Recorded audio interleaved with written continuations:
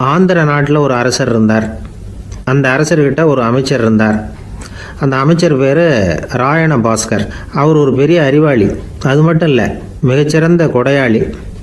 யார் எது கேட்டாலும் இல்லைன்னு சொல்ல மாட்டாராம். அதன் காரணமாகவே அவர்கிட்ட இருந்த செல்வம் நாளுக்கு நாள் குறைஞ்சிக்கிட்டே வந்துட்டு தான். கடைசியில் குடும்பத்துக்குன்னு எதுவும் வைக்காமலே அவர் போய் சேர்ந்துட்டார். மகனும் இறந்துட்டார். அந்த குடும்பத்தில் மிஞ்சி இருந்தது அவருடைய மருமகள், ஒரு பேரன், அவ்வளவுதான். இருந்த ஒரே சொத்து பழுதடைஞ்ச ஒரு வீடு. அந்த அம்மா மற்ற வீடுகளில் வேலை செஞ்சு தன்னுடைய பிள்ளைய படிக்க வச்சுக்கிட்டு வராங்க. அந்த புள்ள ஒரு பெரிய வள்ளலுடைய பேரனுங்கிறது அந்த பள்ளி வாத்தியார்களுக்கும் தெரியும். அதனால் அவங்களும் இவங்ககிட்ட கொஞ்சம் அன்பாகவும் அக்கறையாகவும் பழகி பாடம் சொல்லி கொடுத்துக்கிட்டு இருக்கிறாங்க. ஒரு நாள் ஒரு புகழ்பெற்ற கவிஞர் ஒருத்தர் அந்த பள்ளிக்கூடத்துக்கு வந்திருக்கிறார். ஆசிரியர்கள்கிட்ட பேசிக்கிட்டு இருந்தப்போ ஒரு செய்தியை சொன்னாராம். ராயண பாஸ்கருங்கிற வள்ளல் எனக்கு நிறைய உதவிகள் செஞ்சுருக்கார், என்னை பாராட்டி பரிசுகள்லாம் கொடுத்துருக்கிறார். அந்த வள்ளல் வாழ்ந்த கிராமத்தை பார்க்கணுங்கிறதுக்காக தான் இப்போ இங்கே வந்திருக்கிறேன் அப்படின்னாராம். ஆசிரியர் உடனே இந்த பையனை கூப்பிட்டு, இதை பாருங்கள், இவன் யார் தெரியுமா? நீங்கள் குறிப்பிடுகிற அந்த வள்ளலின் பேரன் அப்படின்னு அறிமுகப்படுத்தினாராம். கவிஞரின் கண்களில் ஆனந்த கண்ணீர். அந்த பரவச நிலையிலேயே அந்த வள்ளலை பற்றி கவி பாட ஆரம்பிச்சிட்டாராம். இந்த சின்ன பையன் அதை கேட்டிருக்கிறான். உடனே என்ன பண்ணான் தெரியுமோ? தன் கையில் அணிஞ்சிருந்த ஒரு பொன் வளையலை கழட்டி அந்த கவிஞருக்கு பரிசாக கொடுத்துட்டானான். எல்லாருக்கும் ஆச்சரியம். தாத்தா இருக்கும் நிலையில் கொடுத்தார், பேரன் இல்லாத நிலையிலையும் கொடுக்குறான். பையனை எல்லாரும் பாராட்டினாங்களாம். இருந்தாலும் அவனுக்குள்ளே ஒரு பயம் எதுவும் ஆரம்பமாச்சு. பள்ளிக்கூடம் விட்டு வீட்டுக்கு வரும்பொழுது அந்த பயம் இன்னும் அதிகமாகிட்டுது. அம்மா என்ன சொல்லுவாங்களோ தெரியலையே, ஏதோ திடீர்னு தோணிச்சு வளையலை கட்டி கொடுக்கணும்னு கொடுத்துட்டோம். குடும்பம் இருக்கிற நிலையில் இப்படி நான் செஞ்சது தப்பா? வீட்டு செலவுக்கே அம்மா எவ்வளவு கஷ்டப்படுறாங்க, வீட்டுக்கு போனதும் என்ன நடக்குமோ தெரியலையே அப்படின்னு நினச்சி பயந்துக்கிட்டே அவன் வீட்டுக்குள்ளே அடி எடுத்து வைக்கிறான். அம்மா கூப்பிட்டு சாப்பாடு போட்டாங்க. அவங்க கண்ணில் படக்கூடாதுங்கிறதுக்காக ஒரு கையை பின்னாடி மறைச்சிக்கிட்டே இருந்தான். அம்மா இதை கவனிச்சிட்டாங்க. உன் கையை ஏன் அப்படி வச்சிருக்கிற? உன் கைக்கு என்னாச்சு? ஏதாவது அடிபட்டு போச்சா அப்படின்னு கேட்டுக்கிட்டே கையை எடுத்து பார்க்குறாங்க. வளையல காணலை. வளையல் எங்கே அப்படின்னு கேட்குறாங்க. இவன் தயங்கிக்கிட்டே நடந்ததை சொல்கிறான். அது கேட்டதும் அந்த அம்மாவோட முகம் கோபத்தால் சவுந்து போச்சான். முட்டாளே, என்ன காரியம் பண்ண அப்படின்னு கன்னத்தில் அரைஞ்சிட்டாங்களாம். அம்மா, என்னை அடிக்காத, ஏதோ தெரியாமல் தப்பு பண்ணிட்டேன் அப்படின்ட்டுருக்கான். மகனே, வளையலை கொடுத்ததுக்காக நான் உன்னை அடிக்கலை அப்படிங்க, பின்ன எதுக்கு அடித்தேன்னு கேட்டிருக்கான். உன் பாட்டனார் ஒரு பெரிய வள்ளல். அவர் எதையும் பாதி வேலையை செய்கிறதில்ல. அவருடைய பேரை நீ அரைகுறை வேலை செஞ்சுட்டு வந்திருக்கிற அப்படின்னாங்களாம். என்னம்மா சொல்கிறேன்ருக்கான். நீ ஒரே ஒரு வளையலை மட்டும்தானே கட்டி கொடுத்துருக்குற. கொடுக்குறதா இருந்தால் ரெண்டையும் சேர்த்துல கொடுத்துருக்கணும். அதுதானே உங்கள் தாத்தாவுக்கு பெருமை அப்படின்னாங்களாம். அம்மா, தெரியாமல் இப்படி செஞ்சுட்டேன், உங்கள்கிட்டையும் அரை வாங்கிட்டேன் அப்படி இப்படின்னு அவன் சொல்லியிருக்கிறான். இப்போ அம்மா கொஞ்சம் இருங்க, அந்த கவிஞர் இன்றைக்கி நம்ம ஊரில் தான் தங்கியிருப்பார்.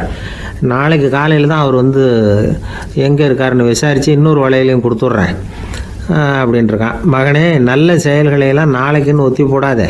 நாளைக்கு என்ன நடக்குங்கிறது யாருக்கு தெரியும்? இப்போவே போ, எங்கே இருக்காருன்னு பாரு அப்படின்ட்டுருக்காங்க. மகன் புறப்பட்டான். பள்ளி ஆசிரியர்கிட்ட போய் கேட்டானா அந்த கவிஞர் எங்கே இருக்காருன்னு.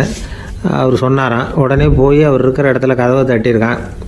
ராத்திரி நேரத்தில் இவனை கண்டதும் அவருக்கு ரொம்ப ஆச்சரியம். இவன் இன்னொரு கை வளையலையும் எடுத்து நீட்டியிருக்கான். அவர் திகைச்சு போய் நிற்கிறார். அவரால் என்ன பண்ணுறதுன்னே தெரியல. ஆனந்த கண்ணீர். இது பெரியவர்கள் கூற கேட்ட ஒரு வரலாறு. இன்றைக்கி இப்படிப்பட்டவங்களை பார்க்க முடியுமா? வறுமை வள்ளல் தன்மையை ஒன்று செய்து விடாதுங்கிறதுக்கு இது ஒரு உதாரணம். எனக்கு வாழ்க்கையே வெறுத்து போச்சு சார் அப்படின்னு சொல்லிட்டு ஒருத்தர் வந்தார். கொஞ்ச நேரம் பேசினதுக்கப்புறம் அவர் அப்படி சொல்லியிருந்தால் அதில் ஒரு அர்த்தம் இருந்திருக்கும். வர்றதுக்கு முன்னாடியே வாழ்க்கை வெறுத்து போச்சுன்னு சொல்லிட்டு வர்றார். என்ன சார் விஷயம்னு விசாரித்தோம். எங்கள் வீட்டில் தினம் 3 வேளையும் ஒரே மாதிரி சாப்பாடு சார், வித்தியாசமே கிடையாது. இப்படியே 3 மாதமாக சாப்பிட்டுக்கிட்டு இருக்கிறேன். அதை விட பட்டினி கிடந்து செத்துடலாம்னு தோணுது அப்படின்னார். ஒருத்தன் இன்னொருத்தனை பார்த்து கேட்டானா, எங்கள் தாத்தா உங்கள் தாத்தாவுக்கு 100 ரூபா கடன் கொடுத்துருக்கிறார், அதை எப்போ திருப்பி கொடுக்க போகிறேன்னு. கவலைப்படாத, எங்கள் பேரன் அதை உங்கள் பேரன்ட்ட திருப்பி கொடுத்துருவான் அப்படின்னானா அவன். துஷ்டரை கண்டால் தூர விலகு, இப்படி ஒரு பழமொழி உண்டு. எதுக்காக இப்படி சொல்லி வச்சாங்க? துஷ்டன் ஏதாவது தொந்தரவு கொடுப்பான், அதனால் அவனை கண்டா பயந்துக்கிட்டு ஓடி ஒளிஞ்சிக்கோ அப்படின்னா இதுக்கு அர்த்தம் அப்படி இல்லை. ஒரு துஷ்டன்கிட்ட நெருங்கி போகிறோம்னு வச்சுக்கோங்க, அவன் நமக்கு கெடுதலான ஆலோசனைகள் எதையும் சொல்லலாம், அல்லது அவன் தீய உணர்வுகள் உள்ளவனா இருக்கலாம், அல்லது தீய செயல்கள் செய்யக்கூடியவனா இருக்கலாம். அல்லது தீய நட்புனால அவன் ஏற்கனவே கெட்டு போனவனா கூட இருக்கலாம். இப்படிப்பட்டவனை நெருங்கி போனால் அவனோட பாதிப்பு நமக்கும் வந்துடும். அதனால் விலகி போ அப்படின்னு சொல்கிறாங்க. இதையே கொஞ்சம் விவரமாக இப்போ பார்ப்போமே. இப்போ இந்த துஷ்டர்களை 4 வகையாக பிரிக்கிறாங்க. இந்த 4 வகைக்கும் உதாரணம் வேணும்னா வேற எங்கேயும் போக வேண்டியதில்லை, மகாபாரதத்தை பார்த்தாவே போதும். அதில் இந்த 4 வகையான தீயோரும் வர்றாங்க. முதல் வகைக்கு உதாரணம் சகுனி. இவன் மனசில் எப்பவும் தீய எண்ணங்கள் தான் நிறைஞ்சிருக்கும். கனவுல கூட தீய ஆலோசனைகள். யாராவது ஒருத்தர் நல்லபடியாக வாழ்ந்தா அதை இவனால் சகிச்சிக்க முடியாது. இப்படிப்பட்டவனோட நெருங்கிய தொடர்பு துரியோதனனுக்கு கிடைச்சிது. துரியோதனன் எப்படின்னா அவன் ஏற்கனவே தீய காரியங்கள் செய்யறதுக்கு தயங்காதவன். அப்படிப்பட்டவனுக்கு தீய போதனைகள் செய்யறதுக்கு சகுனி உதவுனா. இந்த 2 பேரோட சகவாசம் இன்னொருத்தனுக்கு கிடைச்சது. அவன் யாருன்னா துச்சாதனன். அவன் தீய நடத்தை உள்ளவன். இந்த 3 பேரும் ஒன்று சேர்ந்தா என்னத்துக்கு ஆகும்? உலகமே கெட்டு போடும்ல. இந்த 3 துஷ்டர்களோட நல்லவன் ஒருத்தன் சேர்ந்தான். அவன் தான் கர்ணன். கர்ணன் இயல்பாகவே உத்தம குணம் உள்ளவன். அவன் நல்லவங்களோட சேராமல் இப்படிப்பட்ட கெட்டவங்க கிட்ட நட்பு வச்சுக்கிட்டான். அதனால் அவனும் தீய செயல்களில் ஈடுபடுறது மாதிரி ஆயிடுது. துரியோதனனுடைய நண்பனா அவனுடைய ஆதரவில் வளர்ந்ததுனால அவனுக்கு துணையாக இருக்க வேண்டியிருக்குது அப்படின்னா. நட்பு உரிமையினால் உதவி புரிய வேண்டியது சரிதான், அது தப்புன்னு சொல்ல முடியாது. இருந்தாலும் தீய செயல்களுக்கு உதவி செய்கிறது சரியில்லை. புத்தி பலம் புஜ பலம் எல்லாம் இருந்தால் கூட தெய்வ பலம் இல்லைன்னா ஜெயிக்க முடியாது. கர்ணன் மகா வீரன். இருந்தாலும் கடைசியில் அவன் கதி என்னாச்சு? அவங்ககிட்ட எல்லா நல்ல குணங்களும் இருந்தது. இருந்தாலும் ஏன் இப்படி ஆச்சு? தீயவர்களுடைய சேர்க்கை தான் காரணம். அவங்களோட சேர்ந்ததுனால இவனையும் அப்படியே நினைக்க ஆரம்பிச்சுட்டாங்கல்ல. 4 வகை துஷ்டர்களில் இவனும் ஒரு வகை அப்படின்னு சொல்ல ஆரம்பிச்சிட்டாங்க. அதாவது தீய ஆலோசனைக்கு சகுனி, தீய உணர்வுகளுக்கு துரியோதனன், தீய செய்கைக்கு துச்சாதனன், தீய நட்புக்கு கர்ணன். இப்படி உதாரணமாயிட்டான். அதனால தான் துஷ்டரை கண்டால் தூர விலகு அப்படின்னு சொன்னாங்க. அது புராண காலம். இப்பெல்லாம் நிலைமை கொஞ்சம் வேற விதமாக இருக்குது. அன்னைக்கு ஒரு நாள் அப்படிதான் ஒரு காட்டு பாதையில் யாரோ ஒருத்தர் அடிபட்டு கிடந்தார். யாரோ ஒரு துஷ்டன் அவனை அடித்து போட்டுட்டு போயிட்டான் போல இருக்கு. அந்த வழியாக போன ஒருத்தர் பரிதாபப்பட்டு அவனை போய் தூக்கினார். ஆறுதல் சொன்னார், இதை பாருங்க, இந்த வழியாக எப்பவும் தனியாக வரக்கூடாது. ஏன்னா இங்கே ஒரு ரவுடி இருந்துக்கிட்டு வர்றவங்க போகிறவங்களெல்லாம் வழிப்பறி பண்ணிகிட்டு இருக்கிறதா கேள்விப்பட்டிருக்கிறேன் அப்படின்னாராம். இனிமேல் அப்படி கேள்விப்பட மாட்டீங்க அப்படின்னு நானா அந்த ஆள். ஏன்னு கேட்டிருக்காரு இவர். அவன் சொல்லியிருக்கான், நான் தான் சார் அந்த ரவுடி. இந்த வழியாக போனவங்க கிட்ட தகராறு பண்ணேன். அவங்க தான் என்னை இப்படி அடித்து போட்டு என்கிட்ட இருந்த பணத்தையெல்லாம் பிடுங்கிட்டு போட்டாங்க சார். காலம் ரொம்ப கெட்டு போச்சு அப்படின்னு நானா ரொம்ப பரிதாபமா.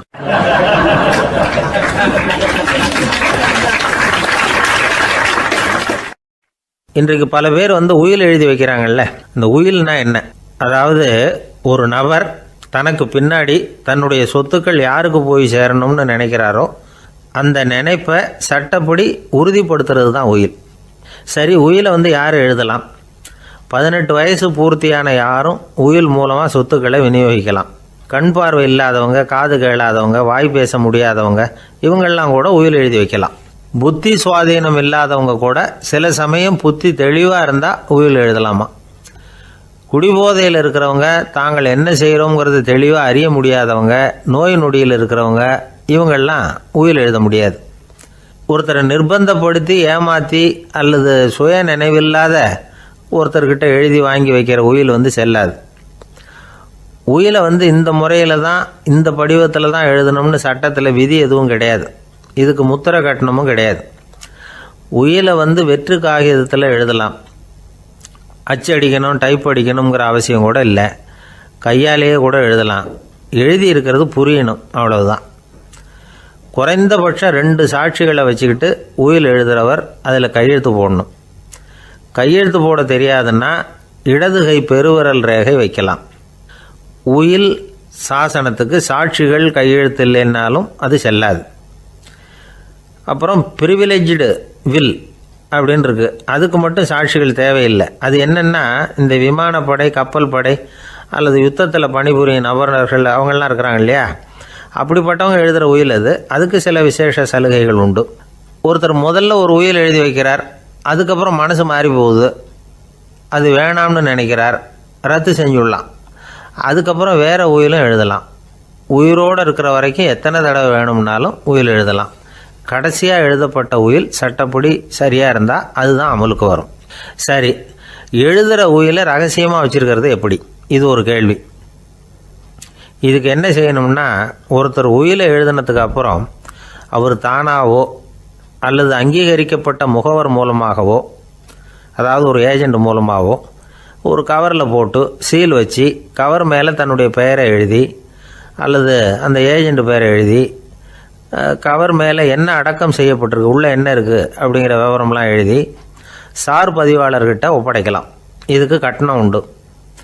அதுக்கப்புறம் எப்போ தேவைப்படுதோ அப்போ ஒரு மனு கொடுத்து அந்த கவரை திரும்ப வாங்கிக்கலாம்.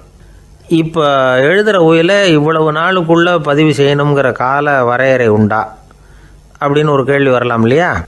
எப்போ வேணும்னாலும் பதிவு செய்யலாம். நம்மால் ஒருத்தர் ஒரு நாள் ரொம்ப அவசரமாக வந்தார். இந்த உயில் எழுதுறது சம்பந்தமாக பூரா விவரமாக எனக்கு உடனே தெரியணும்னார். நான் உடனே அவரை வக்கீல் ஒருத்தர்கிட்ட அழைச்சிட்டு போனேன். இவர் அவர்கிட்ட எல்லா விவரமும் கேட்டு தெரிஞ்சுக்கிட்டார். ரொம்ப தேங்க்ஸ்ன்னு சொல்லிவிட்டு 2 பேரும் வெளியில் வந்தோம். அதுக்கப்புறம் இவர்கிட்ட கேட்டேன், ஆமாம் இவ்வளவு விவரமாக கேட்குறீங்களே, உங்களுக்கு எத்தனை பிள்ளைங்க சார் அப்படின்னு கேட்டேன். 6 பேர் சார் அப்படின்னார். சரி, இருக்கிற சொத்து எவ்வளவுன்னு கேட்டேன். அதை இனிமே தான் சம்பாதிக்க போகிறேன் அப்படின்னார்.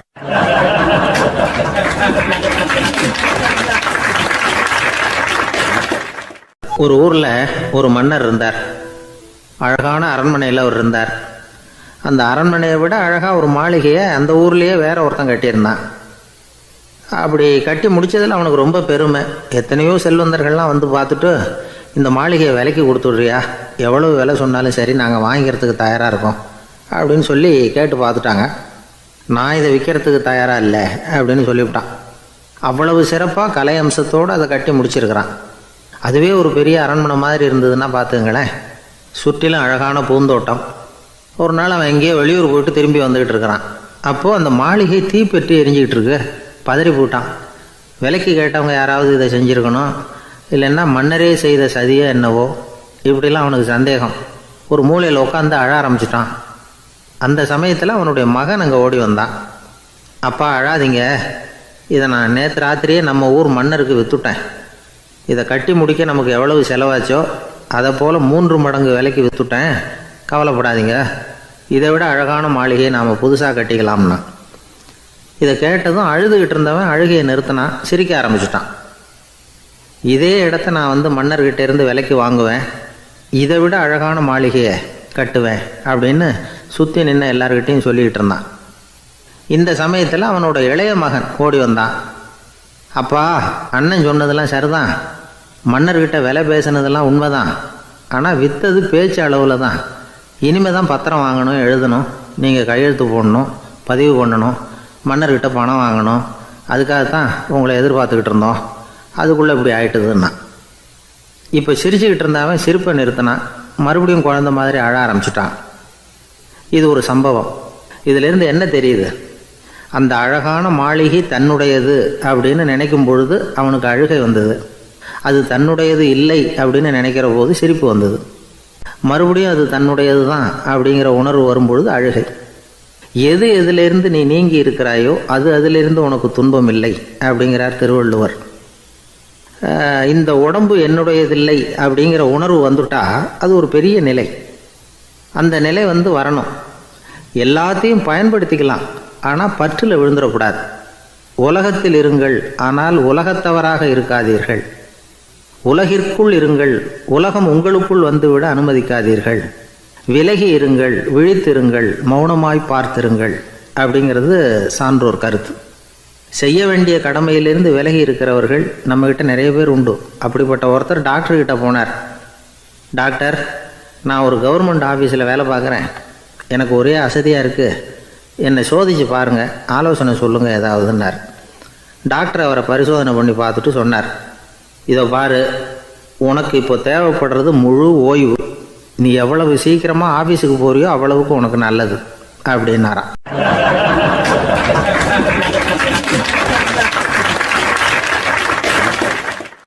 ஒரு ஊரில் ஒரு ஆள் இருந்தான்.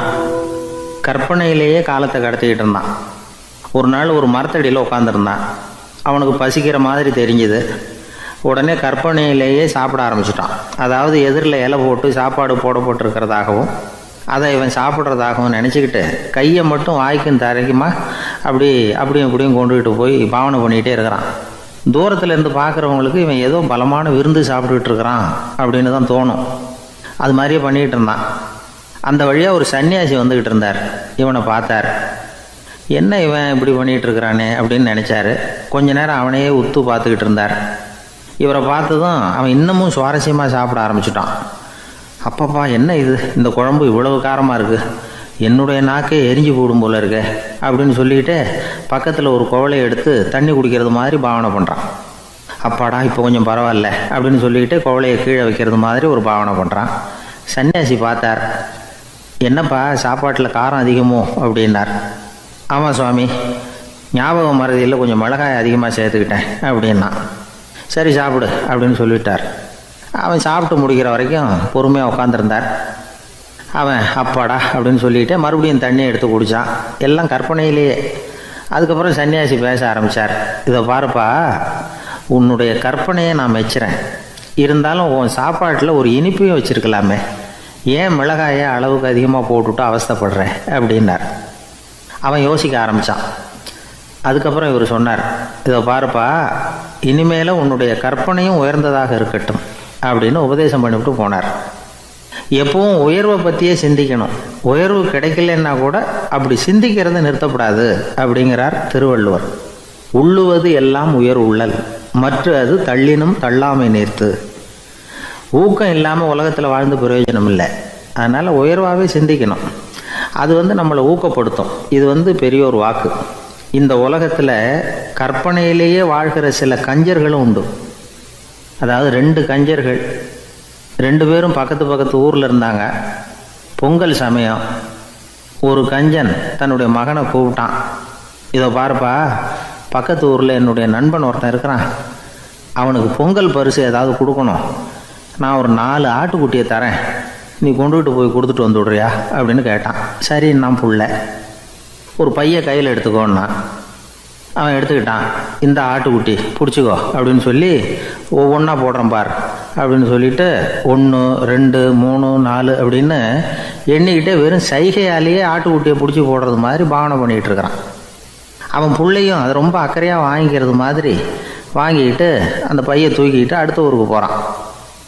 இவன் அங்கே போய் சேர்ந்த நேரத்தில் அந்த கஞ்சன் ஊரில் இல்லை, எங்கேயோ வெளியில் போயிருக்கிறான். அவனோட புள்ள மட்டும்தான் வீட்டில் இருந்தான். இவன் அவன்கிட்ட, இதை பாரு, எங்கள் அப்பா உங்கள் அப்பாவுக்கு ஆட்டுக்குட்டி கொடுத்து அனுப்பியிருக்கிறாரு, பிடிச்சிக்கோ அப்படின்னு சொல்லி பாவனையிலேயே ஒவ்வொன்றா எடுத்து அவங்ககிட்ட கொடுத்துட்டான். அவனும் வாங்கிட்டான் வாங்கிறது மாதிரி. அப்புறம் சொன்னான், சரிப்பா, நானும் பதிலுக்கு ஏதாவது ஒன்றுகிட்ட கொடுக்கணும் இல்லையா, அதனால் அந்த பையை பிடி, ஒரு 10 எலுமிச்சம்பழம் தரேன், பதிலுக்கு அதை நீ எடுத்துகிட்டு போ அப்படின்னு சொல்லி கையாலேயே ஒவ்வொன்றா எடுத்து போடுறது மாதிரி பாவனை பண்ணிவிட்டான். அவனும் ரொம்ப நன்றி அப்படின்னு சொல்லிவிட்டு அதை வாங்கிட்டு போயிட்டான். கொஞ்ச நேரம் கழித்து வெளியில் போயிருந்த அப்பங்காரன் திரும்பி வந்தான். உள்ள சொன்னான், அப்பா, உன்னோட நண்பர் அவருடைய மகன் மூலமாக உனக்கு 6 ஆட்டுக்குட்டி கொடுத்து அனுப்பியிருந்தார், நானும் பதிலுக்கு ஒரு 10 எலுமிச்சம்பழம் கொடுத்து அனுப்பியிருக்கிறேன் அப்படின்னா. எப்படிடா கொடுத்தேன்னு கேட்டார் அப்பா. இப்படி தான் கொடுத்தேன்னு சொல்லி சைகையிலேயே காட்டினான். இதை பார்த்ததும் அப்பங்காரனுக்கு பயங்கரமாக கோபம் வந்துட்டுது. பலார்னு அரைஞ்சுட்டான் பையனை. ஏன்ப்பா அரைஞ்ச, 10 எலுமிச்சம்பழம் கொடுத்துட்டேனே அப்படிங்கிறதுக்காகவா அப்படின்னு கேட்டான். அது கூட பரவாயில்ல, நீ காட்டுற சைகையை பார்த்தா ஆரஞ்சு பழம் சைஸுக்கு இருக்குதே, அவ்வளவு பெருசாக ஏன் கொடுத்த, அதுதான் எனக்கு கோபம் அப்படி.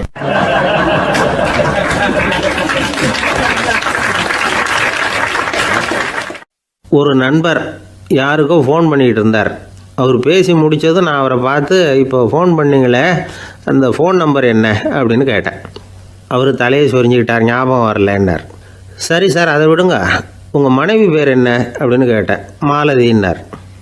என்ன சார் இது வேடிக்கை, கொஞ்ச நேரத்துக்கு முன்னாடி பேசின ஃபோன் நம்பர் மறந்து போச்சு, எப்போவோ கல்யாணம் பண்ணிக்கிட்ட மனைவி பேர் மறக்கலை, அதை கரெக்டாக சொல்லிவிட்டீங்களே அப்படின்னு கேட்டேன். அவர் என்னை ஒரு மாதிரியாக பார்த்தார். அவர் அப்படி என்னை பார்த்ததில் ஒன்றும் தப்பு இல்லை, ஏன்னா நாம் எல்லாருமே அப்படி தானே, ஒரு குறிப்பிட்ட காரியத்துக்காக தொலைபேசியில் ஒருத்தட்ட பேசுகிறோம். அதுக்கப்புறம் அந்த எண் வந்து நமக்கு அனாவசியம், அதனால் மறந்துடுறோம். இதுக்கு பேர் தான் தற்காலிக ஞாபகம். ஆனால் மனைவி பேரை வந்து மறந்துட முடியுமா? முடியாது. அது வந்து அவசியமான ஒன்று. அடிக்கடி அந்த பேரை வந்து உபயோகப்படுத்துகிறோம். அதனாலேயும் அது வந்து முக்கியங்கிறதுனாலேயும் அதை மறக்கறதில்ல. இதுக்கு பேர் நிரந்தர ஞாபகம். சரி, இந்த தற்காலிக ஞாபகம், நிரந்தர ஞாபகம், இது 2 ஞாபக அளவுகளையும் கட்டுப்படுத்துறது எது அப்படின்னா மூளைக்குள்ளே நடக்கிற மின்சார நடவடிக்கைகள் தான். தற்காலிக ஞாபகம் ஒரு மின்னல் மாதிரி தோன்றி மறையுது. நிரந்தர ஞாபகம் ஒரு படிவம் போல் மூளையில் படிஞ்சுடுது. ஒரு சம்பவத்தின் பல பிரதிகள் மூளையில் பல்வேறு பகுதிகளிலேயும் படிகிறதுனால ஒன்று மறைஞ்சாலும் மறந்தாலும் இன்னொன்று மறையறதில்ல. இப்படிப்பட்ட நிலைமையில் தான் இந்த தொண்டையில் இருக்கு, வாயில் வரமாட்டேங்குது சார் அப்படிமா. ஒருத்தருக்கு எந்த துறையில் ஆர்வமும் ஈடுபாடும் அதிகமோ அது சம்பந்தமான ஞாபக சக்தி அதிகமாக இருக்கும். தொழிலை விரும்புகிற ஒரு டெலிஃபோன் ஆப்ரேட்டருக்கு எண்கள்லாம் நல்ல ஞாபகம் இருக்கும். அது மாதிரி கவிஞர்களுக்கு வார்த்தைகள் நல்ல ஞாபகத்தில் இருக்கும். இது ஒரு பக்கம் இருந்தாலும் ஒரு மூளை வந்து எண்களை விட எழுத்துக்களை விட படங்களை ரொம்ப சுலபமாக ஞாபகத்தில் வச்சுக்குது. புரிஞ்சுக்கிற தன்மை, அனுபவம், புத்தி கூர்மை இது கூடி குறையிறத பொறுத்து ஞாபக சக்தியும் ஏறும் இறங்கும். இப்போ உதாரணத்துக்கு ஒரு பையனுக்கு படித்தது எதுவும் ஞாபகத்தில் இல்லைன்னா அவன் அதை சரியாக புரிஞ்சுக்கலைன்னு அர்த்தம். இந்த மறதிங்கிறது எந்த சமயத்தில் ஒரு பிரச்சனை ஆகுது தெரியுமா? உங்களுக்கு வேண்டியப்பட்ட ஒருத்தரை ஞாயிற்றுக்கிழமை சாயந்தரம் சரியாக 5 மணிக்கு கடற்கரைக்கு வர சொல்லிவிட்டு அந்த நேரத்தை மறந்துவிட்டா அது பரவாயில்ல, வர சொன்னதையே மறந்துவிட்டா தான் நிலைமை மோசம்னு அர்த்தம். இப்படி இருந்தால் இது வந்து சிகிச்சை எடுத்துக்க வேண்டிய நிலைமைங்கிறத புரிஞ்சுக்கணும். ஆமாம், இதுக்கும் மருந்து இருக்குது. ஆனால் மூளை வந்து குறிப்பிட்ட அளவுக்கும் கீழே இயங்குறப்போவோ இன்னொன்று சொல்லுவாங்க, இந்த நியூரோ டிரான்ஸ்மிட்டர் அப்படின்னு சொல்லுவாங்க. அப்படிங்கிற மூளை ரசாயனம் ரொம்பவும் குறைஞ்சி போகிறப்போ மட்டும்தான் உபயோகப்படும். டாக்டர் என்ன சொல்கிறாங்க தெரியுமா? மூளையை பொறுத்த வரைக்கும் அதில் ஞாபக சக்தி அதிகமாக உள்ள மூளை, மறதி உள்ள மூளை அப்படின்னு ஒன்றும் கிடையாது அப்படிங்கிறாங்க. நினைவு வச்சுக்கிறதுக்கு பயிற்சி அளிக்கப்பட்ட மூளை, பயிற்சியற்ற மூளை அப்படின்னு வேணும்னா சொல்லலாம் அப்படின்னு சொல்கிறாங்க. அதனால் நம்ம ஞாபக சக்திங்கிறது நம்மக்கிட்ட இருக்கிற பயிற்சி, முயற்சி இதை பொறுத்து தான் அமையும். ஒருத்தர் ஒரு பென்சிலை எங்கேயோ வச்சுக்கிட்டு தேடிக்கிட்டு இருந்தார். அப்புறம் என்னமோ தீவிரமாக யோசனை பண்ணி அதை ஞாபகப்படுத்தி பார்த்துக்கிட்டு இருந்தாராம். எதிரில் உட்காந்துருந்தவர் சொன்னார், பென்சிலை தானே தேடிக்கிட்டு இருக்கீங்க, அது உங்கள் வலது காதில் இருக்குது சார் அப்படின்னாராம் அவர். இதுக்கு அவர் சொல்லியிருக்காரு, பென்சிலை வந்து வலது காதில் தான் வச்சுருக்கேங்கிறது எனக்கு நல்லா ஞாபகம் இருக்குது, ஆனால் எது வலது காதுங்கிறது தான் மறந்து போச்சு அப்படின்னாராம். அவர் அதை தான் யோசிச்சுக்கிட்டு இருந்துரு. ஒரு பெரியவர் சொன்ன தத்துவத்தை சொல்கிறதுக்கு ஆள் கிடைக்காம தவிச்சுக்கிட்டு இருந்தோம். இப்போது ஒருத்தர் கிடைச்சிட்டார், விட்டுள்ளாமா உடனே அவரை உட்கார வச்சு சொல்ல ஆரம்பிச்சிட்டோம். அதாவது நாம் அனுபவிக்கிற உணர்வுகளில் களிப்பு, மகிழ்வு, ஆனந்தம் இது 3க்கும் ஒன்றுக்கு ஒன்று வித்தியாசம் உண்டு. மேம்போக்காக பார்க்குறதுக்கு இது 3 ஒன்று மாதிரி தோணும், ஆனால் அது அப்படி இல்லை. களிப்புங்கிறது உடம்பை பொறுத்தது, மகிழ்வுங்கிறது மனசை பொறுத்தது, ஆனந்தம்ங்கிறது ஆன்மாவை பொறுத்தது. இப்படி இந்த 3 வகையான அந்த சுவைப்புகளின் தன்மையும் வேறு வேறு. இப்போ முதல்ல களிப்புங்கிறத எடுத்துக்குவோம். நம்ம புலன்களுக்கு களிப்பை தரக்கூடிய பொருள்களுக்கு சில விசேஷ குணம் உண்டு. அது எப்படின்னா, சீக்கிரமே சலிப்பை உண்டு பண்ணும். ஒருத்தர் அந்த பொருளை எடுத்துக்கிட்டால் அது இன்னொருத்தருக்கு குறைஞ்சிரும். உணவு, உடை இதெல்லாம் வந்து களிப்பை தரக்கூடிய பொருள்கள். இப்போ உதாரணத்துக்கு ஒரு சாப்பாட்டு மேசையில் ஒரு பாத்திரத்தில் 10 இட்லி இருக்குது. அதில் ஒரு 2 இட்லியை நம்ம தட்டில் எடுத்து வச்சு சாப்பிட்றோம். நாம் சாப்பிட்ட அந்த இட்லி நிச்சயமாக எதிரில் உட்காந்துருக்கிறவருக்கு இல்லை, அவருக்கு உபயோகப்படாது. நாம் சாப்பிட்ட அதே இட்லியை அவரும் சாப்பிட முடியாது, அவர் வேறு தான் எடுத்து வச்சுக்கணும். அது மாதிரி நாம் ஒரு சட்டையை எடுத்து போட்டுக்கிறோம், அதே சட்டையை அதே நேரத்தில் இன்னொருத்தர் போட்டுக்க முடியாது. புலன்களுக்கு களிப்பை தரக்கூடிய இது மாதிரி பொருள்கள்லாம் முதல் தடவை நமக்கு கொடுக்குற களிப்பை 2வது தடவையும் கொடுக்காது, 3வது தடவை இன்னும் குறையும், கடைசியில் வெறுப்பாக மாறிடும். ஒவ்வொன்றா இட்லியை தொடர்ந்து சாப்பிட்றோம்னு வச்சுக்கோங்க, முதல் இட்லி தரக்கூடிய சுவையை 30வது இட்லி தராது. முதல் தடவை புது சட்டையை போட்டுக்கிறப்போ நமக்கு இருக்கிற களிப்பு அதே சட்டையை வந்து 100வது தடவையாக போட்டுக்கிறோம்னு வைங்க, அப்போ இருக்குமா? இருக்காது. இதுதான் களிப்பு. அதாவது சீக்கிரமே சலிப்பை தரக்கூடியது. ஒருத்தர் எடுத்துக்கிட்டால் இன்னொருத்தருக்கு குறைஞ்சி போகக்கூடியது. ஆனால் மகிழ்ச்சிங்கிறது அப்படி இல்லை. ஒருத்தர் அனுபவிக்கிறதுனால இன்னொருத்தருக்கு குறைஞ்சி போகாது. இப்போ காலையில் சூரியன் உதயம் ஆகிறத பார்த்து சந்தோஷப்படுறோம், அதையே இன்னொருத்தரும் பார்த்து சந்தோஷப்படலாம். ஒரு நல்ல சங்கீதத்தை கேட்குறோம், ஒரு அழகான ஓவியத்தை ரசிக்கிறோம், நீங்கள் ரசிக்கிற அதே நேரத்தில் இன்னொருத்தரும் அதை ரசிக்கலாம். அதனால் அது குறைஞ்சி போகிறதில்ல. இது மகிழ்வு. ஆனால் ஒன்று, ஒரே பாடலை திரும்ப திரும்ப கேட்டுக்கிட்டு இருந்தால் கடைசியில் அலுப்பு தட்டும். அதாவது மகிழ்வுங்கிறது எப்படின்னா, மற்றவங்களோட பகிர்ந்து கொள்றதுனால குறையாது. ஆனால் ஒரே பொருள் மீண்டும் மீண்டும் அனுபவிப்ப தர்றப்போ முதல்ல மகிழ்வு அதிகரித்து அதுக்கப்புறம் அது மங்கி மறைஞ்சு போயிடும். இதுதான் அந்த மகிழ்வுங்கிறதுக்கு இலக்கணம். சரி, இப்போ மூணாவதாக சுகம் தரக்கூடிய ஆனந்தம்ங்கிறது எப்படின்னா, இது நமக்கு உள்ளே இருந்து சுரக்கிறது.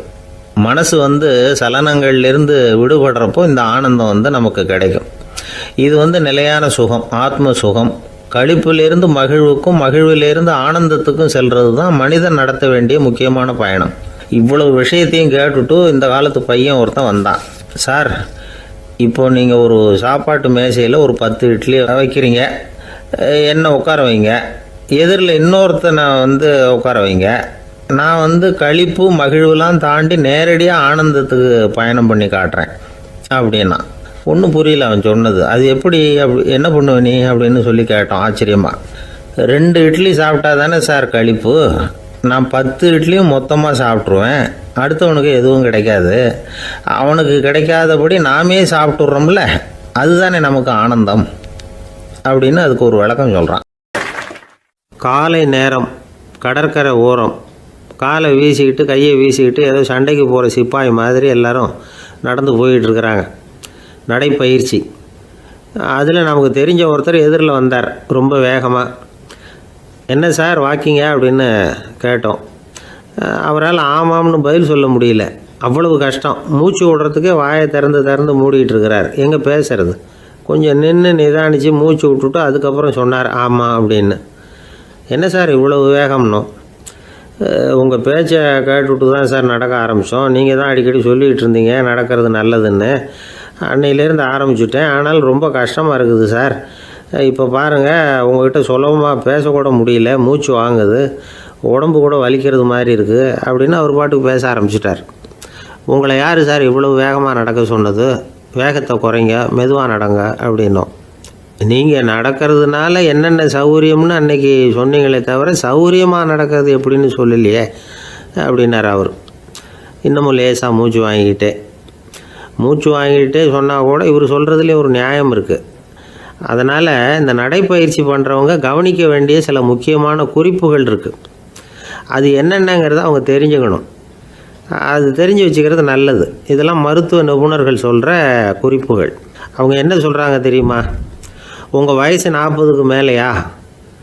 உங்கள் எடை இருக்க வேண்டியதை விட 10 கிலோ அதிகமாக இருக்குதா? நீங்கள் புகை பிடிக்கிறவரா? இதய நோய், இரத்த நாள நோய், உயர் இரத்த அழுத்தம் இப்படி ஏதாவது உங்களுக்கு உண்டா? அப்படின்னா நீங்கள் உங்கள் இஷ்டத்துக்கு வரிஞ்சு கட்டிக்கிட்டு நடைப்பயிற்சி பண்ண ஆரம்பிச்சிடாதீங்க. முதல்ல ஒரு மருத்துவ பரிசோதனை பண்ணிக்கோங்க, அதுதான் நல்லது அப்படின்னு அவங்க சொல்கிறாங்க. நடக்கிறப்போ, உடற்பயிற்சி செய்கிறப்போ மார்பு பகுதியில் அல்லது வேறு எங்கேயாவது தொடர்ந்து வலி இருந்ததுன்னா பயிற்சியை நிறுத்தி விட்டு டாக்டரை போய் பார்க்கணும். நடைப்பயிற்சி பண்ணுறப்போ உங்கள் சக்திக்கு தகுந்த மாதிரி மெதுவாக அதிக கஷ்டம் இல்லாமல் முன்னேறலாம். அங்கே என்ன போட்டியாக வைக்கிறாங்க? முந்திக்கிட்டு போய் என்ன பண்ண போகிறோம்? பரிசாக வாங்க போகிறோம். அதனால் நிதானம் அவசியம் அப்படிங்கிறது அவங்க ஆலோசனை. தொந்தரவு கொடுக்காத ஷூ, ட்ரெஸ்ஸு இதுகளை உபயோகப்படுத்துங்க. பாதத்தில் ஆடு தசை இருக்குல்ல, அங்கே ஏதாவது பிரச்சனை இருந்ததுன்னா டாக்டரை பாருங்கள். அந்த பாதத்தில் வலி வரும் அந்த இடத்துல. வெயில் காலமாக இருந்தால் தலைக்கு தொப்பி வச்சுக்கோங்க. பனியில் நடந்தாலும் அப்படி தான், தலையை பத்திரமா பார்த்துக்குங்க. நம்மக்கிட்ட ஏதோ கொஞ்சம் உருப்படியாக தெரியறது அது தானே. உடற்பயிற்சிக்கு முன்னாடி பின்னாடி பயிற்சி செய்கிறப்போ நிறைய தண்ணி குடிக்கலாமா. முதல் 1 மாதத்துக்கு கொஞ்சம் தளர்த்தியாக சாவகாசமாக நடக்கலாம். மணிக்கு 3 அல்லது 4 கிலோமீட்டர் வேகம்னு வச்சுங்களேன். அதுக்கப்புறம் வேகத்தை அதிகப்படுத்தலாம். மணிக்கு 6 அல்லது 8 கிலோமீட்டர் அளவுக்கு நடக்கலாம். நல்லா கையை வீசிக்கிட்டு நடக்கணும். மூச்சு விடுற எண்ணிக்கை அதிகரிக்கணும். இது மாதிரி ஒரு 30 நிமிஷம் நடக்கலாம். தனியாக நடந்து போகிறதுக்கு உங்களுக்கு என்னமோ மாதிரி இருக்குதா? கூட யாரையாவது சேர்த்துக்குங்க. ஒரு குரூப்பாக சேர்ந்து போகலாம். நடக்கிறதுங்கிறத ஒரு சந்தோஷமான சமாச்சாரமாக ஆக்கிக்கணும். தினம் இப்படி நடக்க வேண்டி இருக்குதே அப்படின்னு புலம்பிக்கிட்டே போகக்கூடாது. சில பேர் நடக்கிறப்போ கடந்த காலத்தை அசை போட்டுக்கிட்டே போவாங்க, சில பேர் வருங்காலத்தை அசை போட்டுக்கிட்டே போவாங்க, சில பேர் முக்கியமான திட்டம்லாம் இப்படி நடக்கிறப்போ தான் தீர்மானம் பண்ணுவாங்க. நடக்கிறதுனால மன இறுக்கம் குறையுது, பரபரப்பு குறையுது, மன ஆற்றல் பெருகுது, தன்னம்பிக்கை வளருது, முதுமை தள்ளி போகுது, செயல்திறன் அதிகரிக்குது. இதை தவிர உடம்புக்கும் பல விதமான சௌகரியங்கள் ஏற்படுது. அதனால் இது வரைக்கும் நடக்க ஆரம்பிக்காதவங்க இனிமேல் இந்த குறிப்புகளை கவனத்தில் வச்சுக்கிட்டு நடக்க ஆரம்பிச்சுடலாம். சார்லஸ் லேம்ப் அப்படின்னு ஆங்கில இலக்கிய மேதை ஒருத்தர், அவர் ஒரு தரம் உடம்பு சரியில்லைன்னு டாக்டர்கிட்ட போனாராம். டாக்டர் அவரை பார்த்துட்டு, நீங்கள் தினமும் காலையில் வெறும் வயத்தில் நடக்கணும் அப்படின்னாராம். வெறும் வயத்தில் நடக்கிறதுக்கு நான் தயார், ஆனால் வயிறு கிடைக்கணுமே சார், யார் வயத்து மேலே நடக்கிறது டாக்டர் அப்படின்னு கேட்டாராம் இவர்.